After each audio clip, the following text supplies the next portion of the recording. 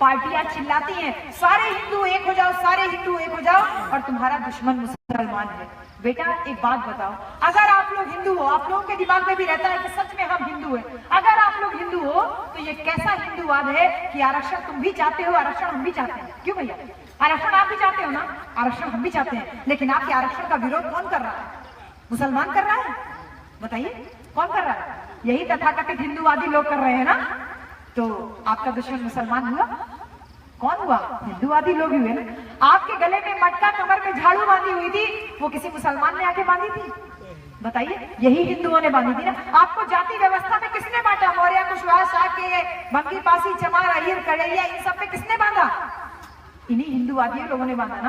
किसी ने आपके साथ छुआछूत किसी मुसलमान ने नहीं किया ना। तो जब ये चुनाव से पहले आप लोगों को बोलते हैं सारे हिंदू एक हो जाओ, सारे हिंदू एक हो जाओ, हर गली चौराहा सट्टी पे आप लोग खड़े होकर के माइक लगा लगा करके दमदारी से इस बात को बोलना सीखिए कि मुसलमान आपका दुश्मन न था, न है और न ही कभी रहेगा। क्योंकि इस बात को आप लोग बताइए लोगों को जा जा करके बस्तियों में बताइए, लोगों को जा जाके बताइए कि आपके बाबा साहब जब 2 वोट के अधिकार की लड़ाई लड़ रहे थे लंदन में गोलमेज सम्मेलन में, तो मोहम्मद अली जिन्ना और सर आगा खान नाम के 2 मुसलमानों ने बाबा साहब को सहयोग किया था, जो बाबा साहब आपके लिए 2 वोट का अधिकार लड़ पाए थे।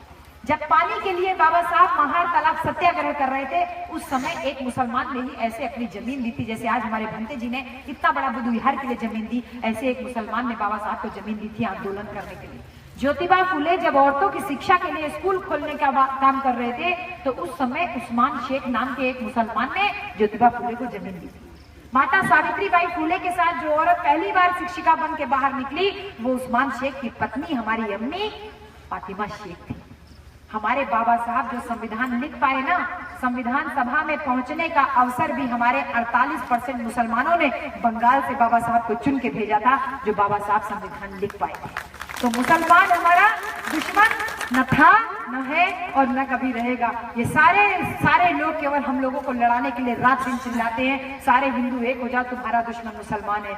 अगर ये बताइए, कभी मुसलमान को गाय के नाम पे मारते हैं, कभी किसी के नाम पे मारते हैं। अभी कुछ दिन पहले 2-3-4 दिन पहले, 1 हफ्ता पहले, 15 दिन पहले बड़ा आ रहा था कि ताजमहल गद्दारों ने बनाया, मुसलमानों ने बनाया और मुसलमान गद्दार है। बेटा इन लोगों से पूछो, अगर मुसलमान गद्दार है तो इन गद्दारों को दामाद किसने बनाया? हमने थोड़ी बनाया था, इन्हीं लोगों ने तो बनाया था।